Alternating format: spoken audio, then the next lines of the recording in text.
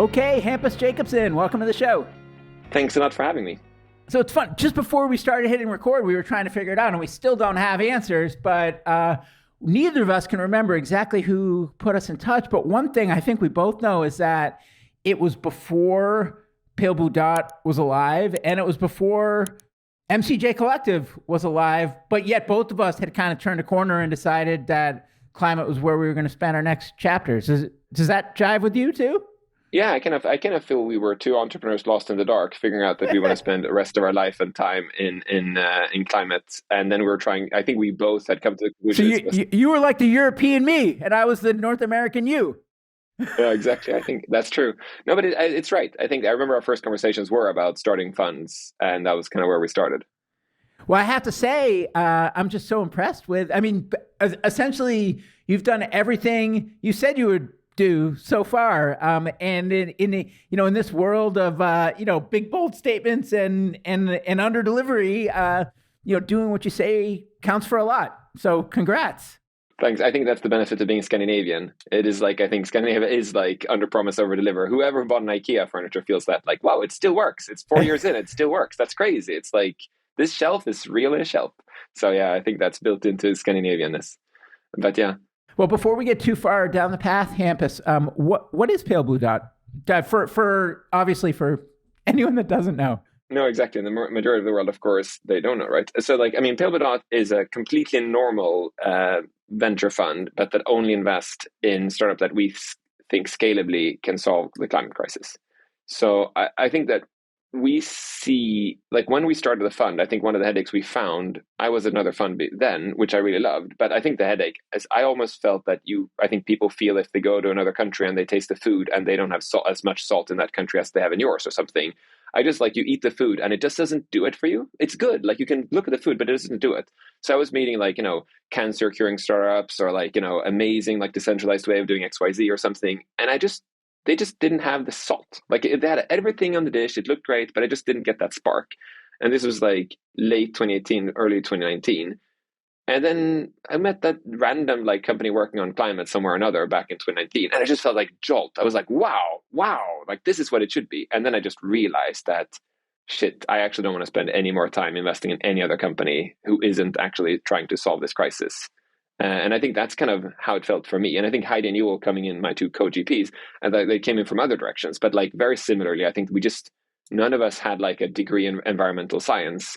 I think all of us built companies before. And I think it just felt suddenly, this is where I'm going to spend as long time as I can in this area, because it's the only thing that gives me energy, and not rubber ducking on the highway to read yet another article about temperature predictions or flood predictions, because that's kind of how climate change feels. I think that you feel like a victim and an observer, and I think it's hard to figure out how you can play an active role. And I think that that's kind of what we suddenly realized, oh my God, we've built companies for 10 plus years individually, and we've invested in companies for whatever it was then, almost 10 years, I guess, individually. I mean, this is the only thing we know. The only thing we know is super early stage companies and investing. And then why not take that practice and put it at the climate crisis? Now, when you saw this company, was that the first time you had been concerned about climate, or I guess walk me through your feelings about the problem and how those evolved over time and intersected with your professional pursuits? Yeah, so I think that, I come from a family that essentially spends all of their time hiking. And my dad is originally a nuclear scientist. My mom is a geneticist. My two older brothers are abstract mathematicians. I think that I lovingly usually say that they use their bodies to take their brains to meetings. So we kind of spend a lot of time in nature and discussing science and stuff. And I was a kid, I thought I was going to be a mathematician or similar as my rest of my family. And I think that just always found that how important just nature and ecosystems are. It's an amazing feeling. You stop by a creek and you realize you can drink the water or something. It's amazing. And I'd always felt that. But then I think that I just never, ever felt that it would be my profession. I never at all. And I think that I just worked alongside it. And it's almost finding to be able to invest in climate tech is almost like meeting the girl next door. It's you've lived alongside it for so long. And then suddenly you realize, oh my God, is it true? Am I allowed to actually spend my time in this? So I think that's kind of how it came for me. It's that it was that feeling of being alongside it forever, But I think also, as everyone else in this industry, having seen the clean tech bubble, having met all of those companies that work with like sock recycling or with building new solar panels, it just feels like it's not venture, it's not venture. And I think I've told myself that phrase so many times. It's like, this is not venture. But then when I was at this fund in Berlin, I just felt like the only three things I really care about and get energy from, and also get stressed from, are inequality, trust, and climate. Those are the three that I feel like I just get so angry and sad when any of those when I feel like people are not realizing those. And I just feel like, can you invest in inequality as a thesis? Maybe you can, but it's maybe how you invest a lot. Like, you're more considerate and thinking about how you do it. Can you invest in trust? Maybe you could, some kind of decentralized product of XYZ. And then, like, can you invest in climate? And I kind of paused and I felt like, maybe you could. Maybe you could. So 2019, I kind of built a big climate tech conference in Berlin for the fund I was at, Blue Yard. And I was building that event. And I was building the event, which was like an invite-only 100 people event. I kind of felt, wow, this is it. Like, these people are every day trying to solve the problem. Like, the people I'm getting to come to the event and speak, they're action biased. They're not talking about percentage probability of what temperature degree will happen when. They're not talking about how to do least impact and how to do most impact. They're throwing themselves at the problem and applying themselves and fully trying to solve it. And I just felt so much energy and so much joy in being around these people, whether they were in whatever, academia, startup, or anything. I just felt, wow, that's like not observers, but actually throwing themselves into the game, going out on the ice. And it's like, how can I do work? You're just saying ice for me because I'm a big hockey fan. Thank you. I used to work at BlackBerry. I acquired my first company, and I think that because I was in the M&A team, there's so many calls that started with like people retelling the whole hockey game, and I was sitting there just like waiting, to get out of how Toronto was doing, and like, how's the Maple Leafs today? And I felt like, oh my god, like as a Swede, it's like but it was good still. But yeah, no, but I think that's kind of felt. I felt, how do I I was just admiring and getting energy from everybody on the ice. And I was like, that's what I want to do. And that's like what 2019 was all about for me. Just thinking, I think that honestly, I think what your podcast does for a lot of people as well. I think a lot of people, they think they would want to work with the climate crisis somewhere, but they think that I'm a lawyer, or I'm an accountant, or I'm a programmer, or I'm a designer. And they think that they need a degree in environmental science or something. And they can't do anything. And I think I kind of course, felt the same. I kind of felt, what can I do? And then suddenly realized, the only thing I can do is kind of invest in startups and help early stage founders. That's the thing I've spent the last, many, many years on. And then it just felt like, let's go try. So that's kind of how the trajectory was in the beginning. So once you had this aha, then how did things go from there? Because there's so many different ways that one could move forward from that epiphany. How did you move forward?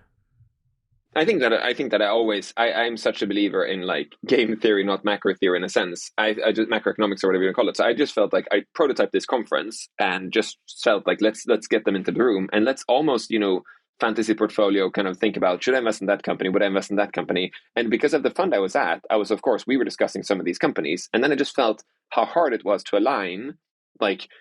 Or if you can invest in any kind of company, you invest in the divorce company, you invest in the social media platform, you invest in the company sucking down methane from the sky.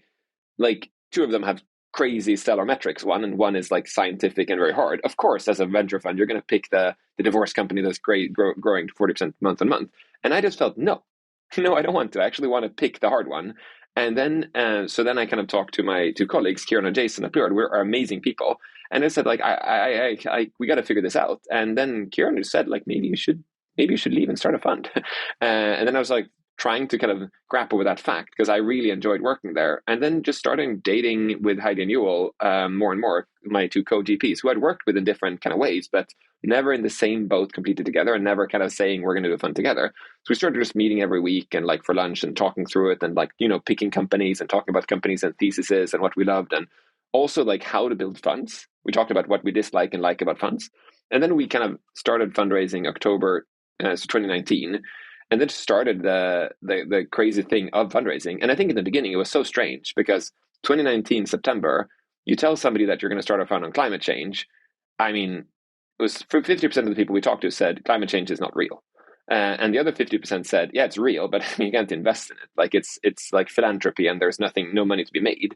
So we started out so strangely when we had this conversation, but then we met a handful of people who said, this is it. Like, you're onto something. There's going to be a thesis here, right? And, the crazy thing is between October 2019 and June 2020, when we did the first close of the fund, like month by month, like not the temperature, of course, increased on the planet as well. But not only that, like we just felt how the shift in the dialogue were from people saying it's not real to suddenly people saying they only said, can you invest in it? Or they said, yeah, this is smart. And then it just rolled over to more and more coming in. And we did it like a little ingenious trick there, I think we did, which I recommend everybody who's raising a fund. We wrote an email, which is essentially why you should not invest in Pelbdot1. Like, it's our first fund together. It's a sub $100 million fund. It's a Euro fund. It's in Sweden. It's like, we're going to invest in blah, blah, blah. We do like everything we believe in, the climate, tech, this is what we believe in.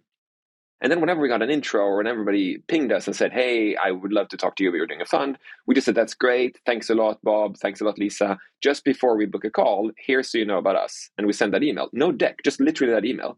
And I would say 70% just said, oh, thanks. Like, I didn't know there was the first fund. And kind of the email said, you should probably not invest in Pelbdot1, right? Like we said, so we completely understand if you're not investing in emerging managers. And 70% just said, no, you're right, we don't. But thanks a lot. Like, good, thank you. Which meant that when we came to a call, the 30% who said, no, I know, can you please just send me a link to book a meeting with you? Or like, here's my meeting times. Those kind of, we had a shot at those, which meant that we never had that, I think, that experience with a lot of GPs have. Like, you go out and kiss 1,000 frogs and you travel all over the world and you meet a lot of people and you realize the first 10 minutes in, you realize this is never going to happen. Like, you only invest in fourth or fifth or eighth funds or whatever. You need a certain number, you need a certain background.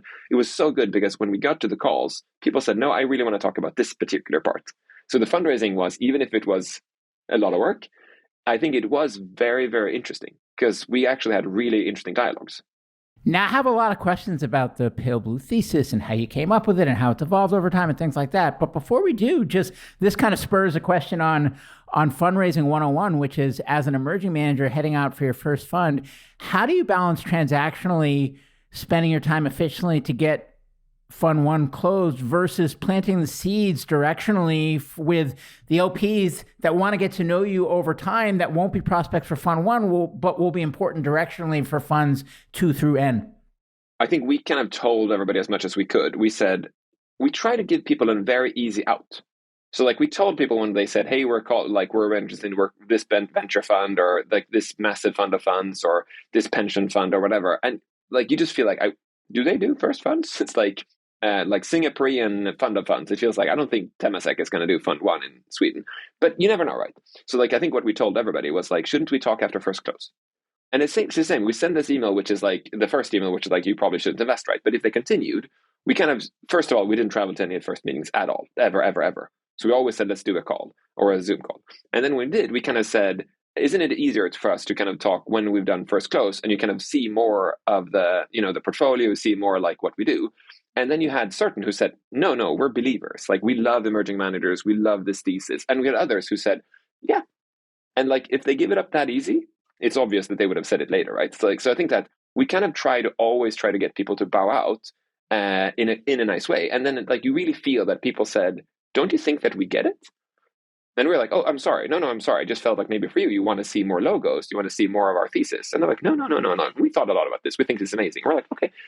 So I think that was like, I don't know if you want to call it a tactic, but it was one of those things. We saved so much time from both ends, right? And then after the first closing, we started investing. And then people kind of saw what we invested in. They saw the thesis and they saw kind of how we kind of also believe in like the machine of investing, not only like individual logos, but like, what's our ticket size? What our shareholding? Like, how do we do the investment? How do we write the memo? Whatever, all of those like mechanics about it. And I think they just felt, okay, so you actually do what you said you would do. And then we're like, yeah, of course, like that's what we do, right? And then at second closing, we actually got crazy. It was really strange. We got oversubscribed. And I think the reason was that we had just pushed so many people to just saying, should we talk in October or should we talk then when we've seen a couple logos? So actually the second closing was nicely enough easier. And I think it's for everybody, right? Because the second closing, like, people see what you do and you have a fund. It's not a new vehicle to set up. They can do reference call with an existing LP and stuff like that. So I think that was the tactic we used. And I think that the tactic we generally try to use, just try to figure out if it's an easy way to get people to say no, because if they would say no that easily, they would have said no anyway. And what was the target for or Fund One, or what size did you end up at either one? So the plan was to do 80 million euros, and we ended up at 87. But it was one of those where we ended up just with people we wanted. Like, we just felt that every single one in Fund One, we have a mix of a couple of big institutionals, and then we have a long tail of really amazing entrepreneurs or operators. And we enjoyed so much, like, because week by week, one of the operators said yes. So like somebody says, I'd love to join 500K, or I'd love to join 250 or even a million, right? And at the same time, nothing happened at the big institutions. They said, yeah, our typical size is 5 million. Okay, we fill out another due diligence questionnaire for them. Nothing happens. So like we got the dopamine kicks from the operators. We're like, okay, they're moving forward. Like the number increases. But we also, of course, like we would never be able to do the close without having the big ones. And the big ones, of course, all the operators and all the smaller checks, they of course leaned on somebody being the anchor, or somebody being large tickets, or somebody doing reference calls and due diligence and everything like that. So I think it was a very nice tandem, and I really enjoyed the experience. And I think the questions you get from a pension fund versus the question you get from somebody who's run a company, I mean, they're amazingly different. And I think both are very valid. I mean, the operator are not asking about portfolio structures, but I mean, they ask about like, how do you know a founder is good? Or like, tell me a founder you really love in the market right now, or whatever. Whereas the pension fund is like grilling you on, how do you handle reserves? Do you vote on reserves? Or do the reserves automatically happen in a subsequent round? And we were like, whoa, that's a really good question. So it was very, very good sparring during the fundraise to actually learn from both sides. So that's kind of how it came about. And we actually started investing just before the first close, which was it was a bit scary. We had like 3 companies we were about to invest in. And then one of the companies were saying like, we will close, we can't wait. And then so I signed on it personally with addendum saying that we could transfer this to the fund, and we had 60 days to transfer it to the fund, or I would have to pay it. And it was one of those things where I feel like, okay, like I had an exit before with my company, but I mean, you don't want to do a seed stage deal out of pocket. So it was one of those, I'm happy we closed the fund within 60 days. How did you think about strategy, thesis, portfolio construction when you first went to market, and how consistent is that with where you ended up today, or at the culmination of final close? I think we changed a lot of things. I think we changed a lot of things as we go. I think that we're very much like a block and tackle group of people. I think that I usually say that most decisions we do, we kind of jokingly, I would say, swim with sharks. So like what I mean by that is like, it's as if we fell off a boat and you see the shore of an island and there are sharks in the water, and you can crawl and you can breaststroke. So the first thing you do is you do a couple of breaststrokes to know you're in the right direction and check the island, and then you start crawling like crazy. And then you pause and you do a couple of breaststrokes to make sure you're still in the right direction, and then you crawl again. And I think Pale we kind of run the same way, that we kind of start discussing, how do we think about portfolio construction? How do we think about this? And it's the good conversation. Now let's go invest in what we believe in. And then a couple of months in, we said, I just met this company. I would want to own 25% of that company, but we can't. I mean, that's crazy. Like, we'd mess up the cap table, we'll do this and that, but can we do 20? What do we think, right? You take a couple of breaststrokes and have a conversation, and then we figure out like, no, let's settle for 14. That's probably smart. And then we do more crawls. And I think that there were very few course corrections in the target shareholding. When we started, we kind of said what a lot of funds said. We said 15% shareholding is probably smart, trying to spend between $1 and $1.5 million euros. That kind of felt where we wanted to be. But then we felt we're a new kid on the block. Even if we have done a lot of investing, Heidi Newell and I think before starting Pale I think we've done 150 angel deals and fund deals and whatever, where we kind of had done the practice quite a lot. But at the same time, had we done it together, had we done it in climate, like a lot of these factors, right? Had we done it in seed, all of them. So we kind of felt we probably need to be a lot more collaborative. And the way we think we can be collaborative is by going down to 10% shareholding, because then you can split around. Like we'll do half, you'll do half, or something. And I think the 15% was very compatible with certain kind of funds where they said, hey, we can do 4 or 5%. That works, right? But those are fewer in the world. So we kind of moved to saying 10%. To say, let's be able to split it within our seed fund. And I think it was very good for us because we learned a lot from where that is a good idea and when it's a bad idea. And one thing we also did in the beginning, which we've changed our mind on, is previously, we also did pre-seed rounds when we were okay with taking sub 10%. So we said, okay, we did a deal, 6%, that's fine. That's really, we'll just buy more in the seed round. But the problem is when that happens, it's so hard to buy more in that seed round. The dynamic is so weird. You come in and you want not only your pro rata, right? You want to get up to 10% now. So it is a great signal for the lead, but the lead might not get their target shareholding. So the lead is saying, no, we need 20. And we say, well, are you okay with 16? Because we need to buy another 4%. most leads that are very bullish of the company say, no, we want 20%, right? And also you have problems like the founders have worked with you for a year, 2 years, or 6 months, or 3 months, whatever. And now you need to tell them that you're going to be super valuable for the next round and the next round and the next round. And some companies, they just believe it. And some companies are saying, yeah, I mean, this new fund that we fell in love with, we want to make sure that they're incentivized maximally, right, to help us. So it becomes a bit of a strange dynamic. And I think that the other thing that also happens is if you happen to hit one of those amazing companies, the pre-seed round might not be super expensive, but the seed round sure is. So we had some companies where we looked at the average price to get that seed and we said, holy shit, this was an expensive seed round. And it was a strange thing is that's, of course, if we did the seed, we wouldn't even higher price because, of course, we got the pre-seed price part of it. But the thing is, like, why didn't we take our full shareholding in the pre-seed round? Like, you spend another 250K to get to 10%. Why are you cheap on the 250 and spend only 500? We can spend 750 or whatever. So that's the thing we really changed and said, no. In the future, like, if you're not held, no, you're held yes kind of level. I think that, like, we just decide, like, if we believe in this company, we're going to take 10% shareholding in the pre-seed. And then sometimes it becomes complicated because in the pre-seed rounds, some of them, they're only 12% dilution. And then you kind of have a co-investor, and now you have this problem I just said before that you want to be collaborative. So this is a problem that we're trying to solve and figure out, and it is not uncomplicated. But I think that's the main thing that we've discussed over the years, except voting. Voting we have talked about at length so much. But I think that how much shareholding when is something that we constantly talk about. And I think that the general view we have is we should get 10% at the first ticket. And that's like the easiest for everybody.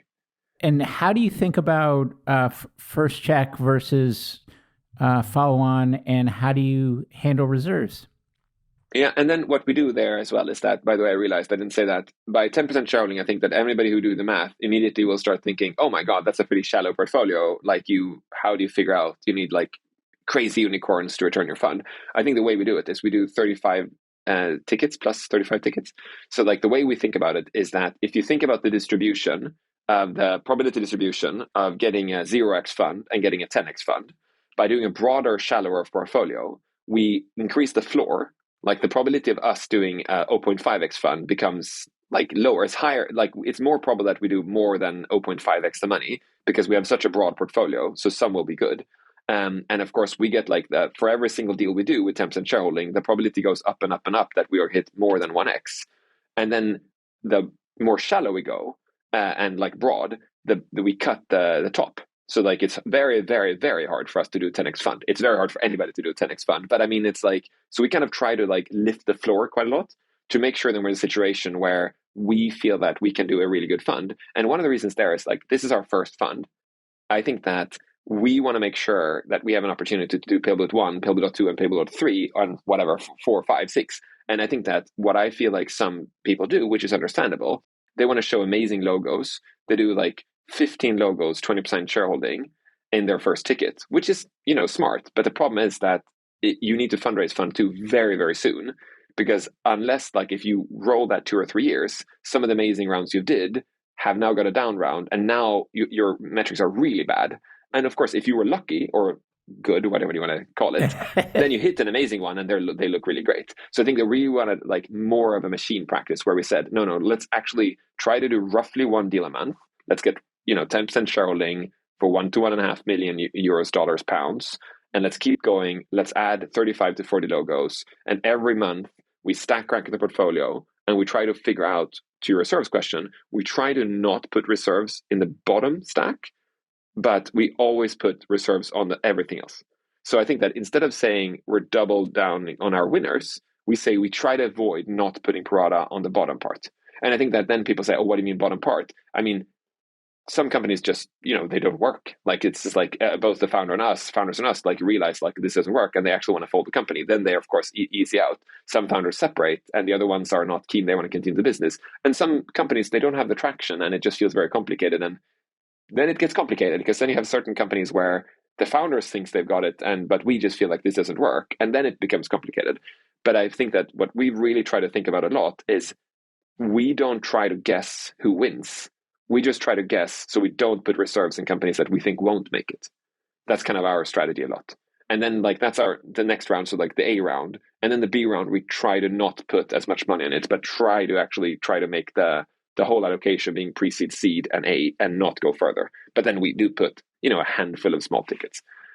And then we do pro rata in the next round for 10%. We kind of do quote unquote automatically. So like for the A round, it has to be a very big reason we don't. That's like the reverse stack ranking conversation where we say, come on, this is like a company that we rated low for so long time. But then if there's a B round, this becomes a long conversation internally if we should put more money in it.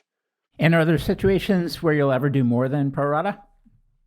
Only to get to like the 10% shareholding. So like if we have once you're at 10, yeah, you're not going to exceed. If there are opportunities where you have allocation for more, let's say at the B that you're not planning to take, do you do anything with that, or do you just let it go? For Pale 1, we didn't, and I think that for Pale 2, we might go slightly higher than 10%, and we will be way more intelligent in how we handle that. So we had, for a couple of companies, for the B, we just didn't take pro rata, and I think that we should have been more structured and thinking what we want to do with it. I think that if we look at the LPs we have and going forward with Pale 2, we will probably not set opportunity vehicles and SPVs. Like we will probably work closely with LPs that we think that could add value for the company and say, here's one of our LPs. They would really keen on talking to you. It's really up to you, like the startup, that because we have our product, like we have it, at least an allocation we can talk about, right? There's not a given that we can get it to this LP, and we also don't want to force an LP on a startup, but it's way easier for one of our LPs to kind of say, hey, there is 3 million or whatever Pale allocation available. We would love to look at that. So I think that's the plan going forward with Pale 2. Got it. And we talked about stage and ownership targets. What about sectors, especially given that climate really isn't a sector in itself? No, exactly.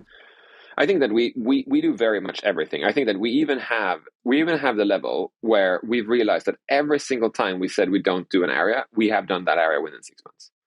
So like we have said, and when we started the fund, when we talked about the fund, we said, I don't think we're going to do carbon markets, like, carbon MRV or anything. We think that's going to be too hard to build really big companies on. There are not enough, moats, We like every single, LP we had a call with said that, oh, will you do like these carbon accounting companies? We're like, I don't think so. We've talked to 30 of them. We're not getting the confidence. And then one of our first logos to invest in was Patch, which is like not obviously carbon MRV is not what they do, but they are definitely the quote unquote carbon economy. And we were like, okay, but that was and then we had the similar thing, like we don't think we're going to invest in food, probably not, like it's like especially food CPGs. We did Better Fish. We're like, oh my God, this is the company, they're so good. And like, we're not going to invest in hardware. Then when Jaro did it, like, we're like, oh my God, we should just shut our mouths. Every time we say we won't do something, we end up doing it. So I think the way we think about it is exactly what you said. We don't view climate change or climate tech as a sector. It's an aperture, right? And I think for us, it's super important that the company is scalable. They're addressing something that you can fuel with money, that it's not something that is not fundamental research. So like essentially time is what you're working with. You can, if you give them 2 more million, they can go faster, and not just like you're just giving them salaries to keep being alive. And then when they scale, they could actually, chip off something at the climate crisis. It shouldn't be that, is this company mostly indexing the crisis, or are they actually are they trying to help out? And then I think that for us, it's super, super important that the founders are like the leaders of tomorrow. We really want to invest in people where we feel like if these people become some of the most powerful people in the world, we want to be really, really happy for that. So when we talk to a founder, we feel like these people I don't feel they're doing it for the right reasons. It feels really scary to have this conversation. Would you be proud in 10 years, like when you read the article about them, or would you feel like, yeah, I mean, good. Their first company did something good, and I think that's a conversation we have a lot. Are these like Pale founders? And I think that's something that we've been really proud of as well. Like we do an offsite when we go kayaking with the founders once a year in June in Swedish archipelago, and I think that it's so crazy because when all of the founders gather in one point, I think that it's so strange because you immediately feel like, oh my God, these people are in a sense fairly similar. Very different, of course. Like we invested in so far 30 companies. So like, a lot of different founders, a lot of different personalities, a lot of geographies and sectors and competences, of course.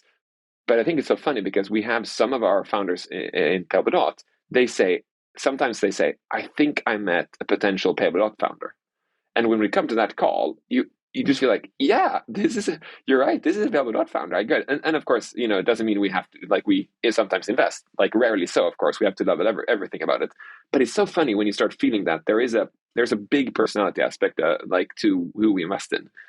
Can we stop there for a second? Hampus, what does it mean in your words to be a Pale Blue Dot founder?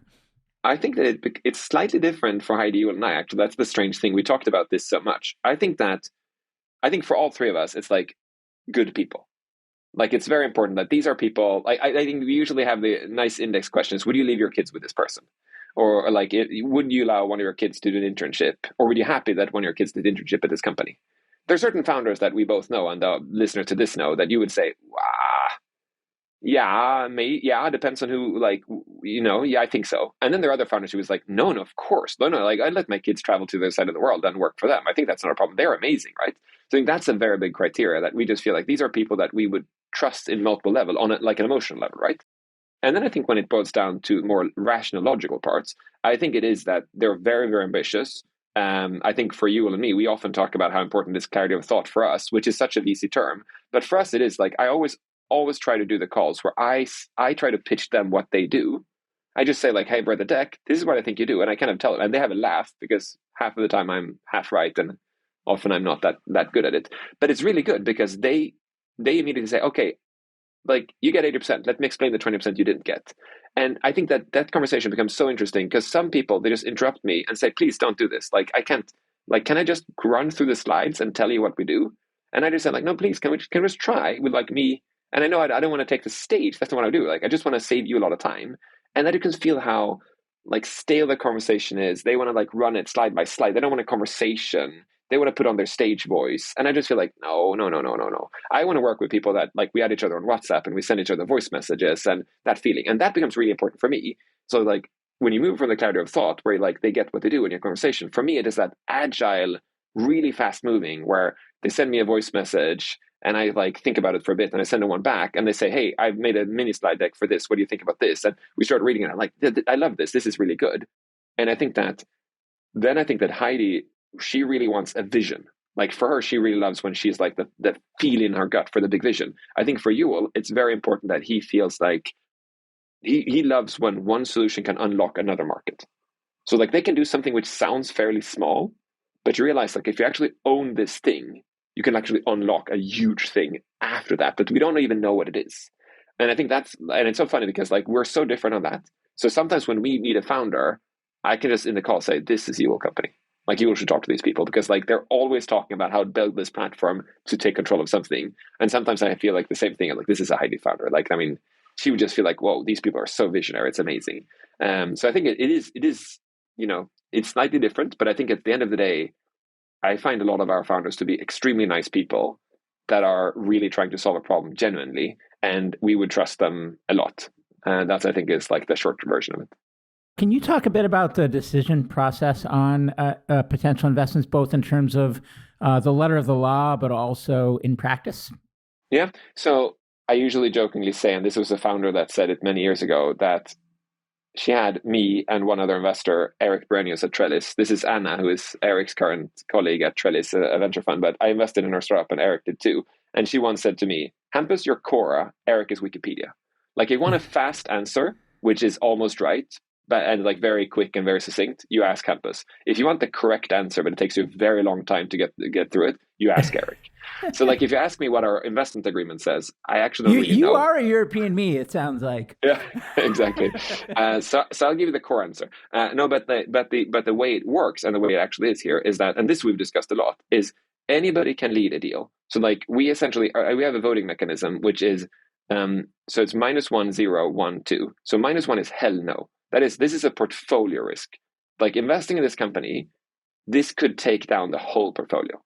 Like, it might be in a country that's very complicated, that might like propagate like legal in a bad way, or it might be that these founders actually could be really, really bad for us in one way or another, or very, very controversial topic, or something that we would be really afraid of because it could mess up everything.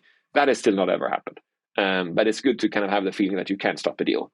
Then you have 0, no. So that just means like, no, I don't like this. I don't think this is, I wouldn't put my money on this. Then you have 1, which is, I like this. This is good. And then you have 2, which is, hell yes, I really want us to invest in this. And that means you lead.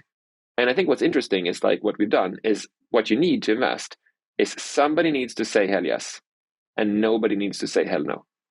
So we have a lot of deals where one person said hell yes, and both of those said no.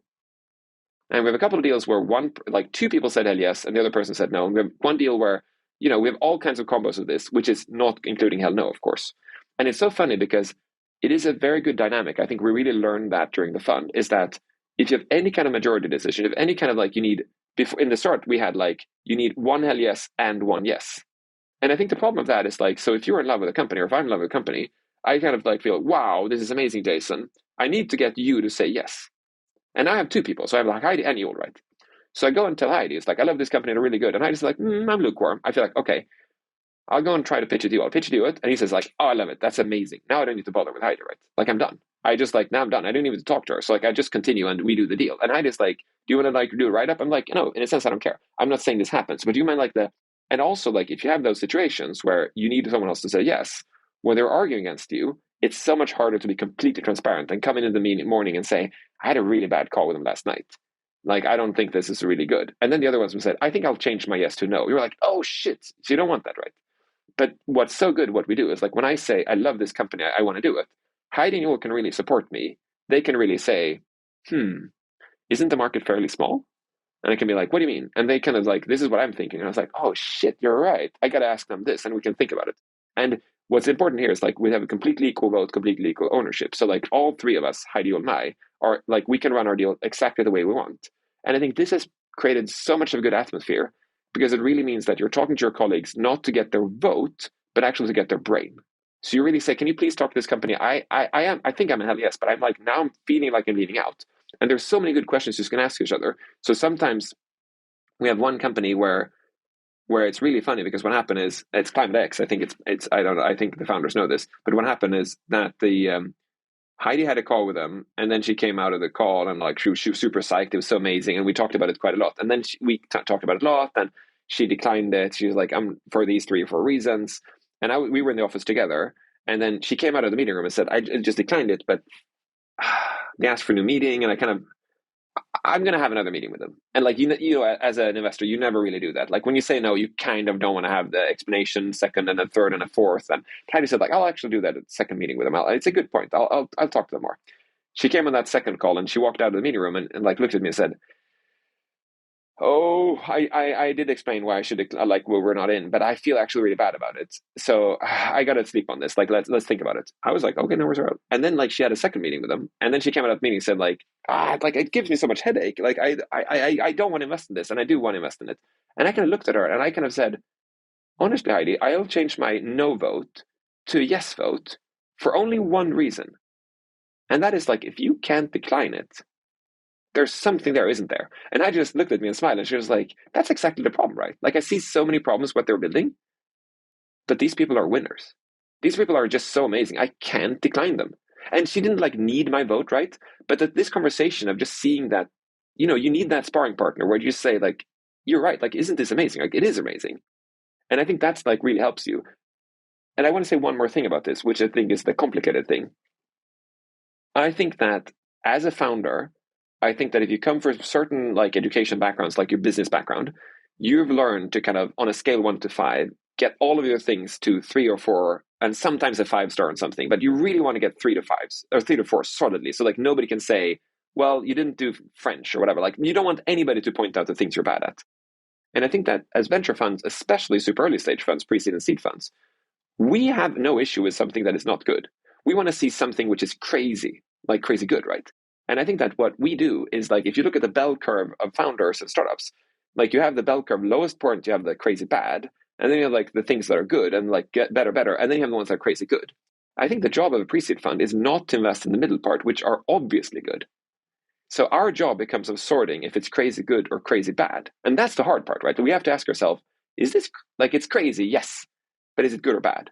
So most of the companies we invest in, they have massive flaws, right? There's something that doesn't work. But we believe something is so amazing on it that we think we should do it. And I think the headache is that what that means that if you come from a background or from an education where you've learned to polish your things, but not showing yourself, you can build a very, very solid 3.5 to 4-star deck presentation style. And what that reflects in our voting system is all of us vote yes. So all of us says, yeah, I think we should do this. I'm a yes, I'm a yes, I'm a yes. And we look at it and it's like, but don't you want to lead it? And the person who brought it in says like, nah, I really hope that one of you would fall in love with it. And I was like, no, I'm not in love. I think it's really good. I would super support you. And we have this conversation. We're like, nobody's really in love here. We're all like liking this, but we're not in love. And I think that it's kind of the same. I think that you think about it, like when you have friends who have like, they live in the same city, both of them live in New York, and then their partner says they've dated for like 6 months, and the partner says, I've got this gig in San Francisco, I'm going to leave. You have people who said, Chuck, it's too bad, like, it's too bad for us, right? And then people say, I'm going to, travel with you, long distance relationship, we're going to figure it out, right? And I think that it's the same. Like, if you're not in love, like, you shouldn't do this investment. Like, if you feel like this is good, but it's not crazy love, you shouldn't do it. You should just say, there are other fish out in the pond for you. You're going to find someone else. And I think is the hard part, I think, for a lot of founders to realize that in the early stages, you should let your crazy shine. You should really double down on the things that you think is very particular about what you do. And I think that becomes very strange for an early stage fund who believes in voting, who believe in like consensus voting. Because if you're crazy, you will piss off somebody in that fund. And somebody will say, we can't invest in this company. They're just too strange. And I think that you shouldn't be strange on purpose, for God's sake. I think that you should be you. But I think that's the thing which really reflects in our voting system. We have plenty of 3 yeses that are in our, like, we've written an IM, we've done everything, but we just look at it and it's like, I don't want to lead it. Rats. When you look at opportunities, already you mentioned 3 sectors that are very different from each other. How important is sector expertise within the partnership in terms of categories where you play? And what does your diligence process look like? And does it vary greatly for these sectors that operate very differently from each other? I mean, it's a great question. I think it's something that we had imposter syndromes a lot in the beginning. I mean, I think as a founder, you're born with imposter syndrome. So I think that never goes away. But I think that in the beginning, we just ask ourselves, like, can we ever do a deal within, chemistry? Can we ever do a deal with this XYZ? And it's really hard, right? But I think that you realize after a while, it's like, there are certain kind of deals, certain kind of investments, I would say we just don't do because we actually don't have a clue what good looks like. Like if somebody says we've created this new process of doing this chemical reaction at higher speed, we read the deck and we're like, oh my God, I had a great grades in chemistry and my mom is a chemistry professor, but I mean, I don't get this and I actually don't get any energy from it. So like I have a hard time understanding what's going on. And then I think that you have all the way into like pure software as a service plays, like where we all like, born and bred in that sector. So we kind of know it. But I think that a majority of our companies we invested in are not. Like if you take better fish that are like consumer packaged goods, right? If you could take Climate X, it's climate risk evaluation. I mean, all of these companies, like none of us have a degree or background, anything of that. So I think that for our backgrounds, I think a lot of times we just have to do a lot of reference calls and have to figure out and ask a lot of experts. And I think that's the network you end up building. We had a really fun one when we invested in Phytoform. So Phytoform, what they do is they have machine learning assisted, if you want to put it very bluntly, and I think they won't agree to this, but you're essentially machine learning assisted genetic engineering. So like you're Moderna for plants. So you're essentially ChatGPT for plant genome. So like you can look at the plant genome, you can iterate on it, and you can figure out how to change it to handle stress, transportation, cold storage, like salt soil, whatever you want.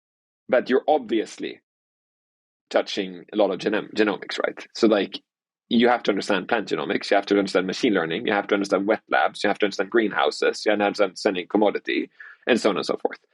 So when we did that investment, we kind of figure out other funds to really trust on it. So when we talked to Phytoform, we started talking to Refactor Capital, which only does SynBio, and then they said, I think we have a person who can help us DD the machine learning part. And we were like, yeah, absolutely, that's great. Like we have a lot of machine learning background, but if you have somebody who does, of course, plant genomics, that would be even better. And they said, yeah, Jeff Dean at Google, who runs Google Brain. And we were like, okay, that sounds like a pretty stellar reference to figure out if their machine learning works. And then we had a founder, it's an amazing SynBio founder in London, to look at a lot of the SynBio stuff. And then Jeff Dean came back to us and said, I've read your kind of memo about it and everything. This is great. Like, not only do I want to, like I would say, thumbs up to you guys, this is a good investment. I think they know what they're doing. But 2 questions. Like, yeah, sure. What? Jeff. So number 1, can I invest in the startup? Is that fine? Or like, yes, sir. Like, you can absolutely invest in that. Number 2, can I invest in Pelbidot? And we're like, what, are you kidding me? Like, this is crazy. Is it happening? Like, why would you invest in Pelbidot? And he was like, no, but I mean, I read what you wrote about the company, and this is like, this is clear, this is good writing. It's like, you get what they do, and I think can help them. And I think that's the thing you find. I think when you find these, like I at least found that a lot of times when we ask for help for some people to help us figure out a company, you get these people. I think you get the people who really add value to you the whole process. Like they help you understand, and maybe they want to invest, maybe don't invest. And I think that's what we found so many times when we look at a company. We have times when I think there are three kinds of friends in the world.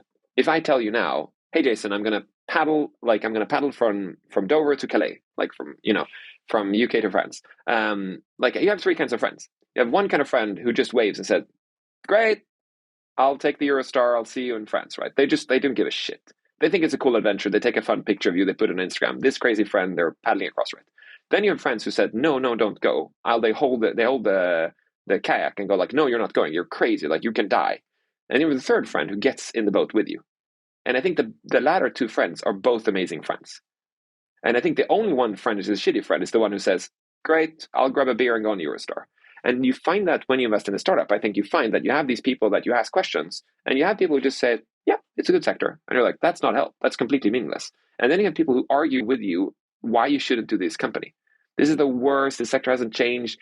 And sometimes as an investor, I think you get so much energy. You're like, this sector has been stale for 50 years. Nothing's happened in this sector for 50 years. And that's what they're telling me. This person is telling me this is never going to happen. Nothing, no innovation has happened here for 50 years. You just feel like that's why we should do it. And then some people get in the boat with you, like Jeff did, and said, "Hey, can I co-invest with you? This is it. Like, this is the company." And I think that's the thing where I think that these reference calls have been, or even like reference calls, so when you want to like due diligence calls, they've been so helpful. And in certain sectors, we feel clueless. We've done hundreds of them sometimes. And in certain sectors, it's bread and butter what we've done. And then, we talk to a couple of customers, and that's what we do. Are there any things that you just won't do categorically? For example, is capital intensity something you look at? Is bench level science risk something that you look at? I'll start there. I would put it this way. I think that, first of all, regulatory. There's another one I could add. Exactly. Too. Regulatory is good. I would say every time we've said we don't do it, we will do it. So like, I think I'll watch out for saying something here. But I think we're definitely afraid. This was my trick to figure out what you're doing next, Hampus. Is whichever one you say that you won't do. Exactly. So like I might drop it now and tell you which one it is. No, but I think generally, anything which is very, very high capital intensity, high science, and creates a commodity output is something that we're fairly afraid of. So like I'm always afraid of something if I look at it and say, so our money will help you set something up, but the money you need, this is not venture money you need. Like you need our 1-2 million, or this round, let's say like 2 or 3 million. This round gets you to the point where you can go and ask somebody who is essentially a bank to give you 20 million.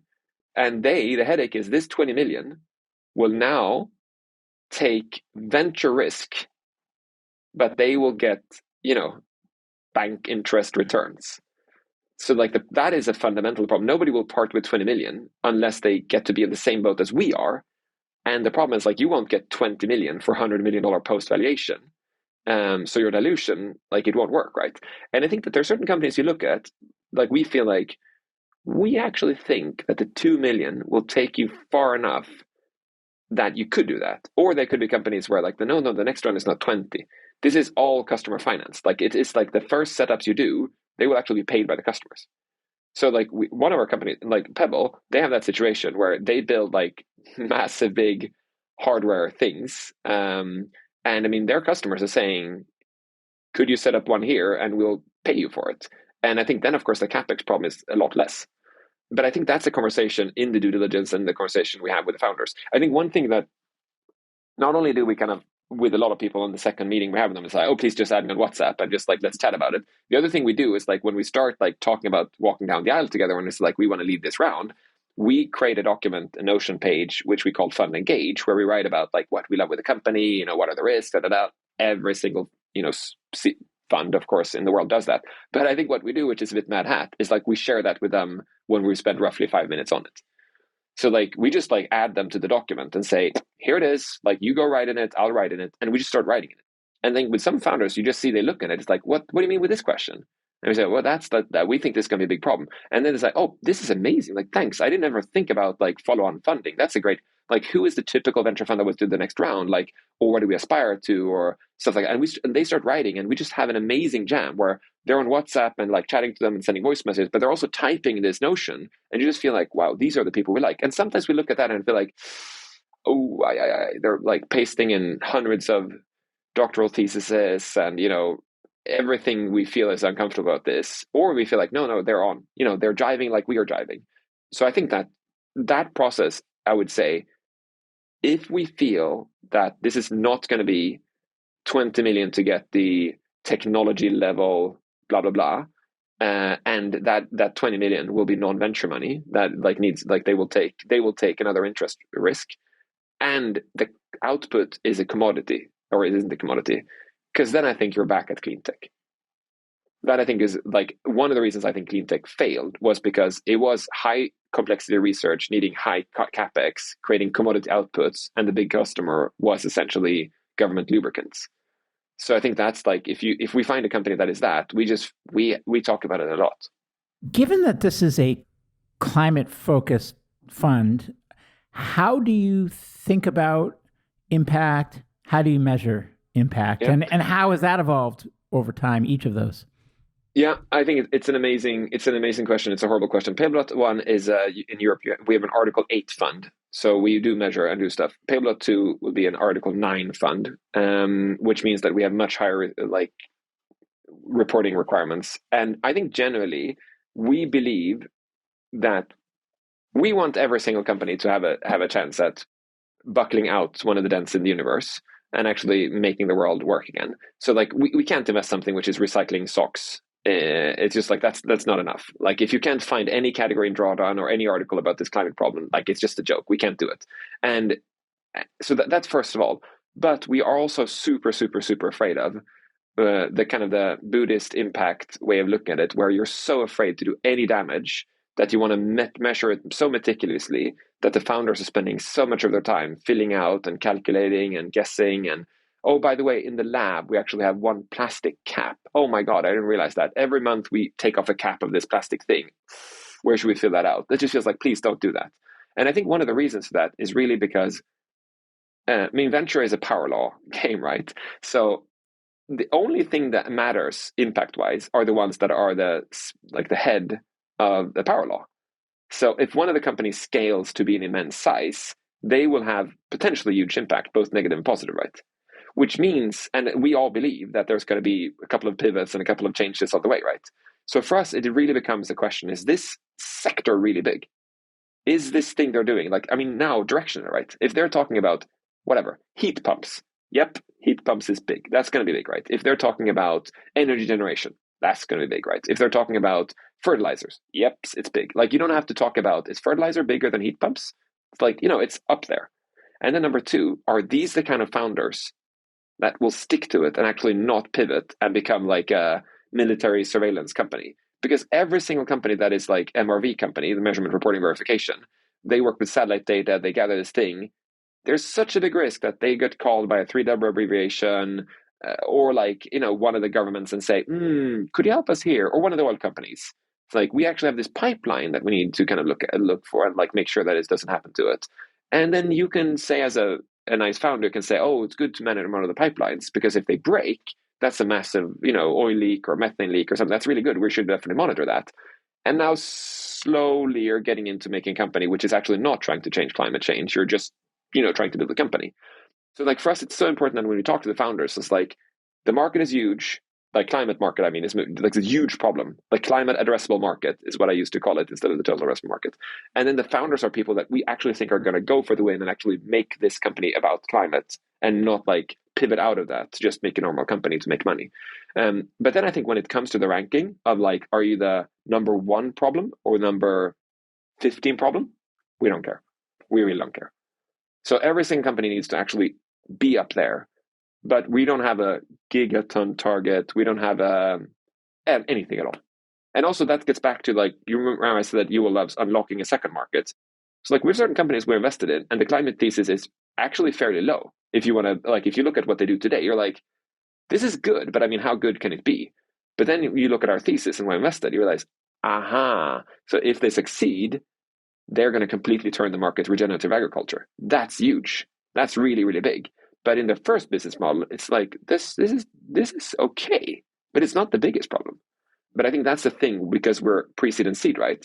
We have to think about what happens 3 years down the line, 8 years down the line, when this impact actually do the big punches. What about reporting? Every single company has a climate thesis, which is like, a scientific reason why we think this sector is big. Every single company has a climate metric, which we set up with the founders, which we have a conversation about. And it's not carbon equivalence. It is like how much of square miles of forest do you protect from forest fires? Somebody can plug that into the math and try to calculate, how much of that is in carbon equivalence. But we want to leave it at that. And the reason is, my degree is in numerical analysis and machine learning. I always tell anybody who wants a perfect number, I say, you know what happens when you multiply bullshit with bullshit? You get bullshit squared. And that's kind of what you get. So the problem is, like, let's say you take the perfect company, you make vegan burgers. It's like obviously a climate change. You're like, done. It's like, no, vegan burgers, that's amazing. Beef is really bad, la, la, la, la, la. The first question, if you really want to go into that path, is this product catering to meat eaters or vegetarians and vegans? Because if this company goes to vegans, this is worse than what they're eating today, because they're like, whatever. But if you go to meat eaters, this is amazing. And of course, this company cannot control who eats it, right? So I kind of feel like every time you want to go down and get the carbon equivalents, 3 decimal points, you're just fooling yourself. I think it's just and I think that I get it. People want an aggregated, nice number. It feels so good. But I think the problem is they don't really see the binary tree of lies that are summed up together to a number that is not true at all. And I think that's kind of what got us here as well. That's, I think, why people are very skeptical about, sucking down carbon from the sky. They just say, wait. If people can suck down from the carbon from the sky, they can continue emitting. That's true, right? That's true. But I mean, who do you think will do that? And I think that gets the conversation. It's like, if we fudge the numbers and hide stuff, people can do anything. But if we stop doing that and actually says, no, I want to report the things I know and the real stuff I know, and then you can multiply the numbers, you can fudge the numbers if you want them, I think that the truth is going to come out. And when you think about the different potential areas of impact, I mean, I'll just name a few. I mean, you can build products or deliver services that emit less than today's alternatives. You can remove carbon, either at point of emission or from the sky. There's a whole, resiliency and catastrophe avoidance and things like that. How do you think about? And then actually, there's more. There's like reskilling labor forces and there's winning hearts and minds and stuff like that. So how do you think about impact areas, and are there any areas where that could be considered climate impact where you won't play? I would say that I think we would do anything. Like if we made a company that trains people to install heat pumps, that feels like it. Like the climate thesis is not a problem. Like we would believe in it. I think, or reskill labor or something. That's not a problem. I think that doesn't mean we would invest in it, because there might be other issues, right? But I think that a system to help climate advocacy or changing the democratic system and helping something. I think if we feel this company is focused on climate, what they do, they make money. Their business model is tied to the hip on the climate target. That's good. If you make an election, if you help politicians win system, whatever. Now I'm simplifying it, dumbing it down quite a lot here. And the founders are kind of climate people. There's no rhyme and reason to say that's a climate company. Because this tech will be used by everybody, right? So it's super hard. So the same thing is if you invest in the typical satellite company that is going to do a bit of this, a bit of that, it's not a climate company. It does some climate, but it's not a climate company necessarily. But so I think for us, we really want when they make money, they make climate. That's the 5-year-old level description here. But I think that's kind of that. It feels so much better. But here's a strange situation we've had. We've had a couple of companies where we looked at where the drawdown category looks great. Lindsay, our researcher, says the climate impact is usually or it's really amazing. What they do is really good. But we just feel for other reasons, which are not about the founders, not about the market, but for other quote unquote ESG reasons, we feel awkward about it and don't do it. So we have one company where we looked at, we really love the founders. They're amazing. We really love the product. They make essentially artificially made chocolate. So they make chocolate without cocoa. amazing founders, amazing product. Impact-wise, cocoa is huge, like really, really bad. It's one of the big top polluters. If you take away like meat, right, then you have coffee and cocoa up there. It's really bad. So taking that out of the market, great. When we looked at the company, we talked to them, like we started having a conversation in the office, which we got this colonial imperial feeling about, not the founders. Again, I really want to make sure that everybody gets like the founders are amazing. We love them. But I mean, that feeling of like, there are companies in the world who we colonized, the global north colonized, forced them to grow cocoa and chocolate and other things on their land, take it away from them and exporting it up north to sell it. And now we're going to make that chocolate in Ottawa or in San Francisco or in New York or in Basingstoke, wherever. That just didn't feel very nice. So that was a company where we talked about it and we just felt, this feels really weird, but I don't think we're going to do this company. And it was so strange because you can have this conversation in so many ways where we have to remind ourselves sometimes, we're a climate fund. We're not an ESG fund, which means that if a company creates lots of great jobs, but they're not really working with climate, we shouldn't do it. But also, if they're working with climate and they might be a bit complicated on other factors as labor, we should ask ourselves, is that our problem? If this is a robotics company, that means that this whole process will, reduce with 60% of climate impact on steel production, whatever, which would be huge, but it will take every single worker out of the steel industry from cradle to grave. A lot of communities are going to lose jobs. But yeah, I mean, we need to get decarbonized steel, right? So that's something we have a lot of conversations about, which are complicated. How do you think about geography? We do all over Europe and US. And in the US, we do everything that we can that we practically can do. So what I mean by that is like West Coast is 9 hours time difference from here. So it is uncomfortable. All of us have kids. So it's not amazing. East Coast is not a problem at all. And then all over Europe, we don't really care. Like we have done, I mean, how many have done? Like I think this is not going to sum up to 30, but we've done 6 companies in the US, 9 in the UK, 2 in France, 3 in Benelux, 5 in Germany, 1 in Austria, 4 in Scandinavia. It doesn't sum up to 30, does it? But I think that you see the spread. It's just like, it doesn't really matter for us. But I think that it's just practical. And I think that the only thing is like, we have a certain number of companies in the US that are West Coast that we actually feel are an amazing fit. But we realize this is a company that they are very, very good at what they do, but they need more of startup savviness. And that's something that we know that we can help them with because that's what we love. We really love kind of co-creating companies with people. But this means you're going to co-create with people 11 p.m. in the evening, 3 times a week and on weekends. And that is hard. So when we do West Coast, it's typically that we feel like this is something where we can help them on a bi-weekly basis for an hour. And that's going to be our role.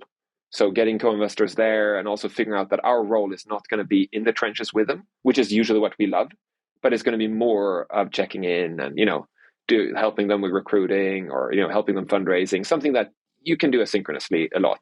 Whereas in like when we do a company in Europe or on the West Coast, on the East Coast in the US, I mean, we have startup founders that, like I usually say this, one of the founders I invested in 10 years ago said, in this super strange long-term game, when you don't know if you're doing, the right things, you don't know if a company is good or bad and anything, how do you know, what is your index or anything that you're in the right direction? And I said to him, like, I think it honestly is when the founder pings me on Friday evening and asks me if I can help them tonight or Saturday or Sunday. Because they know that it's uncomfortable for me. They know this is going to be me negotiating with my wife and kids if I can do this. It's also uncomfortable for them.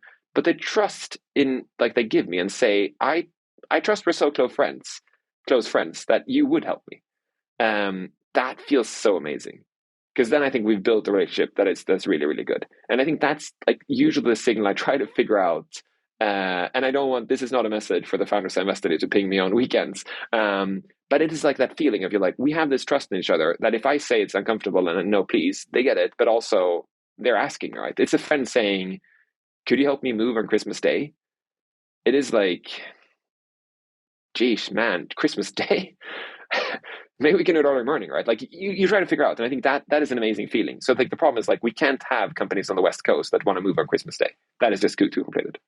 So switching gears, one thing we didn't talk about is just the LP Mix, you talked about how you kind of had this dual pronged process of operators and professionals. What is the mix of operators and professionals? And then within that professional bucket, what's the mix of impact capital and financial? And how do you envision that that will evolve over time as you look at Fund 2 and beyond?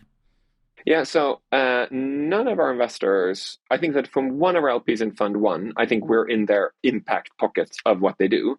But Mm-hmm. all of the others, like it's like we're not. We're in their main Strictly a vehicle financial decision. strictly financial, exactly. And so like in Fund 1, we have 63 LPs. And it is, I'm trying to think about, we have one pension fund, we have like three fund of funds, we have one venture fund, and then we have six big family offices, and the rest are operators, startup founders. So like there's like a pretty, and of course the money is the opposite direction. Like like the majority of the money are from not from the operators. So I think that's with Pale 1. With Pale 2, we've taken an approach where we actually every single LP that does more than 1% of the fund, we have an alignment call with, and every single new LP who was not an LP in Pale 1, we have an alignment call with to actually figure out where is the money coming from, where's the money going to, why are they investing in us. And it is when they have decided. So they have said, we want to invest in Pelbot 2. We say, can we just have a call? And we send them in advance, the script. And it's like, this is what we want to ask you. And I think it's really good because I think that we just also want to feel proud of our LPs. We've had some of our founders to ask us who said, who are your investors? We're taking a check from you. Is there like a big oil nation in that? Maybe it's like, is there a big company that we might know that is in the fossil fuel extraction world? And I think it's so good to just be able to say, no, not at all. We want to make sure that we actually could tell you exactly on our LPs, and we could be proud of it. Do we know what all of our LPs are doing with all of their money?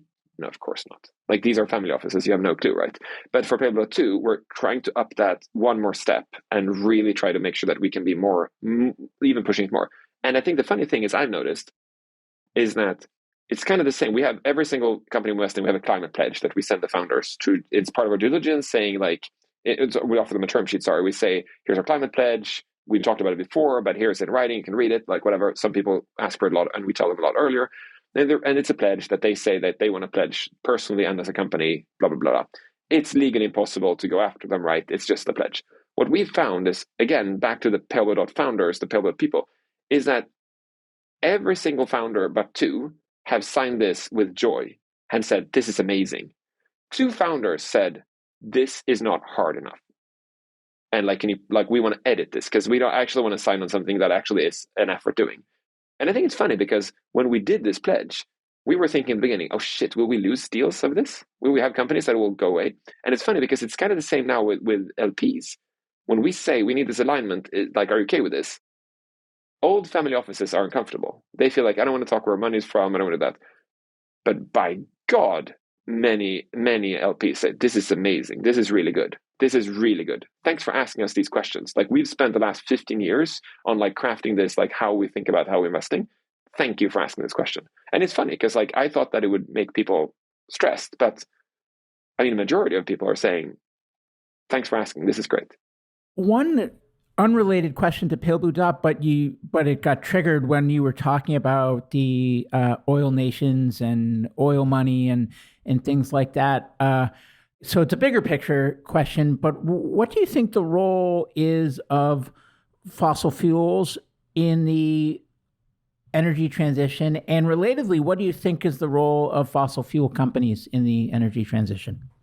Yeah, so I think that everybody used to be in the 80s positive to fossil fuel, right? I think anybody who says that we shouldn't have had fossil fuel on the planet, they're the curse and they're the scourge. Well, they should get off their pedestal because they wouldn't be in that warm room and eat the food they would eating without oil. So it's very clear that in the 60s, 70s, 80s, whatever, there was up to a point, I think we can all agree that we're all positive to fossil fuels. And I think it started turning, right?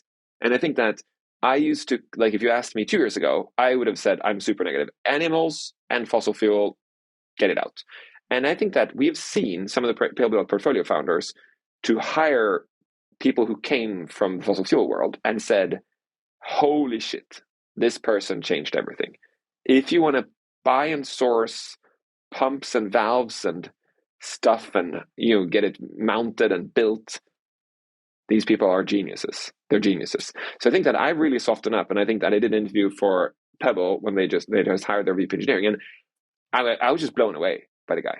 Like, he was like so amazing, and I had all of these questions like, you used to work in oil kind of things, and I mean, you get it, like, that wasn't his thing when he joined the industry, and I mean, like, he had kids and family and everything, and then like after, I think he's not a bad person, and I really felt I softened up to realizing they do have a role. Because if you want to suck down carbon from the sky, you need to build big installations, and they know how to do it, right? If you need to transport stuff, they know how to do it. Like, if you need, like, all of these things, you need to do it. If you're working with anything which is actually real physical objects, the oil industry, trillions of dollars per year are in that part.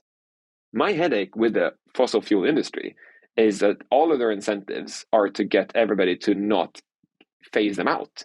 And I think so there are two things that are happening. One is, like, in Pebble One, we had a couple of LPs who wanted to join, who came from like either very, the obvious ones that are like, talking to a lot of climate funds. And in that conversation, I said to them, they said, oh, like $2 trillion per year goes into climate from us. And I was like, holy shit, that's amazing. That's crazy. And then I hesitated and paused, like, how much is actually going not into climate? And they were like, oh, it's so hard to say. Like, it's like, it's like, and I said, okay, sorry. Let me put it this way. Is 90% going into like the old, the black money, so to say. And they were like, yeah, 90, I would say. 95? Probably. 98? 99? Yes, 99. So you're telling me that you're spending 1% on climate and 99% on making sure continue polluting. And they were like, well, I mean, we're spending trillions on climate, right? But it's like, but you're also spending bazillions on trying to, destroy the planet. And of course, they're not intentfully trying to destroy the planet. They're, keeping our schools with electricity and, universities and, the hospitals and, making sure we can transport everything. But I just feel like there's way too much money in trying to not change. And I think it used to be, back in the 80s, the oil companies just try to lie and just like, create confusion. It's like, is this actually, is smoking bad for you? Is oil bad? Like, whatever. And then in the 90s, 2000s, it started by like just adding a lot of complexity, renaming stuff. It's like, just listen to the word natural gas. I mean, the only natural gas that exists in the world comes from your butt. I think everything else is like, you don't want around. I mean, you don't want that around either. But I mean, the gas that we burn, that's called natural gas, it poisons people into their home and it pollutes like everything and increases temperature. So we don't want that in how naturally we want to brand it. And nowadays, what the fossil fuel companies are doing is they're funding communities in the global south, trying to get women to say, we want our kids to also, have what you had in the global north. And I mean, it's really hard to say, no, you can't have it because you're polluting the planet, because we polluted the planet. But I mean, if you trace the money where it came from those, it's a foundation, and that foundation is by an oil company. So like, I think that I have very little tolerance for that kind of double speak or double act, when I just feel like I really want to make sure that we get like out of exploiting animals and extracting fossil fuels to the fastest speed we technically can. And I'm happy to lower the temperature in my house and freeze a bit if that's what needed. And I know that that's easy for me to say, but I think that I just wish that we could curb that way faster and not take their money. Hire their people, yes. I know we're running short on time. There's a few topics I want to make sure we touch on before we wrap up. One is, I mean, you're clearly driven by impact as a firm, yet you mentioned that you don't actually have any impact dollars in the LP ranks, at least from the professionals. Why is that? I think that we essentially only declined two kinds of LPs. We declined LPs who we felt came from oil or something, or like we just felt, this is not something we can represent. And we also declined LPs who came from pure impact, who wanted tons of reporting. And the reason to that is that we just feel like it's going to be so onerous for the founders. Like, we're going to ask them for so much reporting and so much data to then sum it up to be able to give it to somebody who will just, put it in their report. And nobody will use it for real, right? So like, when we look at how we're going to handle Article 9, so with Article 9, like, we have to get the data from the startups. Like, there's no way we can get away with not doing a lot of admin and doing stuff. We're going to do two things. One, we're going to try to do it on our own, like what we can. But then with the part where the startups has to do, and there's no way they can get away from it, we ask them, they're going to be bucket questions. So do you have an office? Yes, no. Is your office less than 4 people, 5 to 10, 11 to 200, whatever, 101 to 500? And then when they click that bucket of saying 10, 11 to whatever I said now, 100, we're going to take the carbon equivalents of 100, the highest measurement in that bucket, right? And then we're going to sum up those and report it. And anybody who's going to look at us, it's going to look way worse, right? Because all of the companies will have huge offices and, big fleets and whatever, right? And it's like somebody might say, whoa, this is not that good. And we're like, no. Now, but the thing is, the companies, their metrics won't be worse. Like the companies will never, like they will grow. And when they're really big, this number is going to flip to the next level. But we're going to see that the negative impact on the portfolio of the companies is going to be essentially like it's going to be kind of a J-curve version of it. Like it's going to look really bad fairly quickly, and then it's going to turn around. And I think the reason is that when we talk to our investors, we try to really say that at the end of the game, it's not 3 or 4 or 5 companies that really changes it that matter. And most of the companies will go away. They will not really matter. And if that company has one car, which is not electric, it doesn't matter. What really matters is that if we invest, we don't want to invest in a delivery company in South America that has fossil fuel cars with their promise that they're going to move to EVs. Because that promise has to be very, very sure that that's going to happen, and very, very fast. But we're happy to invest in a startup that does last mile delivery, which is purely electric. Because that company is going to be so expensive for them to have one fossil fuel scooter, car, whatever. So I think that's one of the things where I think that we could broaden our minds a bit and invest in the greenest oil field, or the transition company, which is makes a fossil fuel company be green, or gets cows to graze more structurally so they do less impact. Right now, we haven't been able to grapple with that. We just feel super uncomfortable whenever we talk about it. So I think that gets you to your question, which is why don't we have the impact pockets LPs? It's because they want us to do this. They wanted to show the carbon equivalent of that company and show it's up there on the top 5. And then we kind of feel that we're multiplying bullshit by bullshit. And that just feels disingenuous. I really personally believe, I love intellectual honesty. I just love when I feel like I really honestly, logically believe I might be lying to myself, but at least I'm not lying to you. Hampus, do you want to talk briefly about the drop? Yeah, absolutely. So we do this yearly climate conference. Last year was a prototype. What happened was that when I did this event in Berlin 2019, I did it out of 2 reasons. I did it first because I want to prototype and figure out if that was a thing. The other thing is I was very tired of going to startup conferences and feeling that I was on the cherry in the cake talking about climate if I did that. So I kind of felt like, every single startup or every single investor on stage talk about what they do. And then they brought up somebody who talks about climate. It was kind of like, nowadays, if you go to a startup conference, there's one climate person. It used to be 10 years ago, there was a woman on stage. Now it's a climate person on stage. You just feel like, come on. It's make it about climate, for God's sake. That's important. So I think that that was one fear I had. But the other fear I had is when you actually go to the climate forums, I think there are 3 kinds of forums. You have the Davos kind of feeling of forums, which I haven't been to Davos, but you get that feeling of people they brag about what they do. And you feel like, yeah, can we talk? Can we share knowledge about do it? You have the impact forums where people are talking about how they step without stepping on bugs kind of conversation, and how you measure this and that. And I feel like, okay. And then you have the third kind of forum, which are IPC kind of level conversations, which are, discuss what probability, chance, we're fucked, how, when. And it just feels like, can we just please all do action?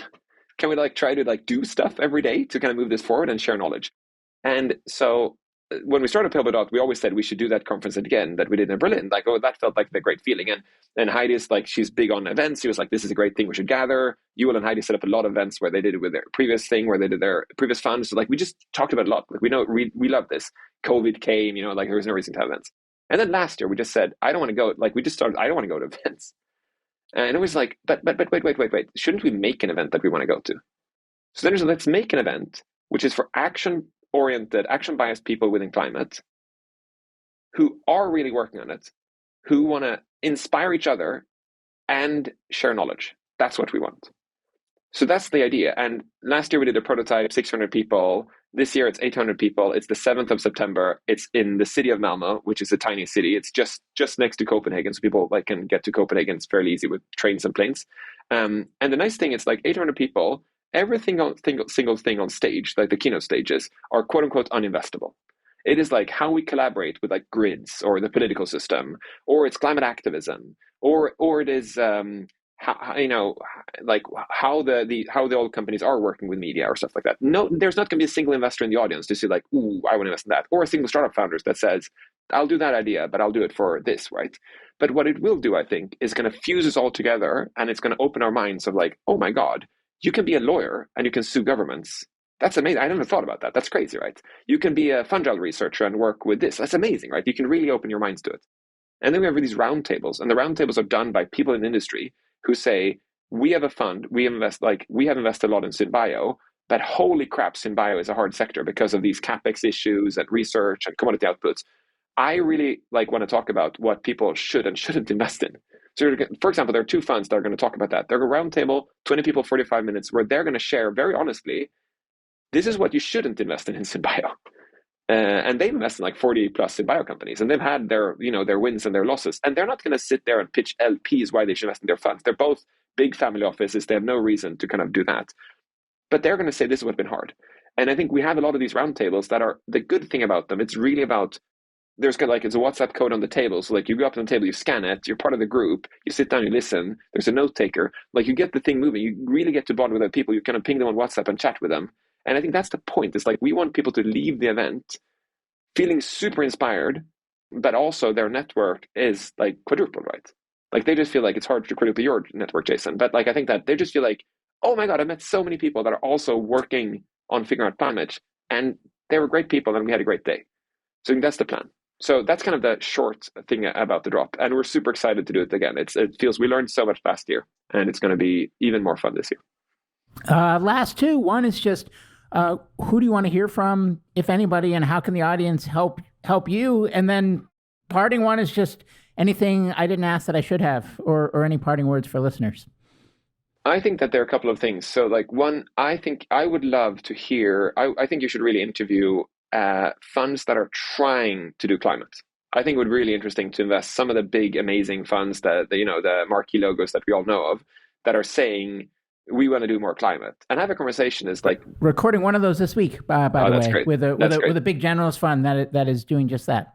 But that's so interesting because like I know a couple of funds that we're having a conversation with quite a lot, and how they're quote unquote struggling, and I think it's really interesting. Like what are they struggling with, to understand that?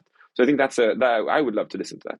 I think that a thing that I wish, like if I like, the only thing I would say is, I would love to meet you at, like, if you listen to this and are super inspired, I would love to meet you at the drop. Like, it would be really fun. You just go in, click apply on the waiting list, and we approve people from the inside to make sure that people are coming that have the right mindset.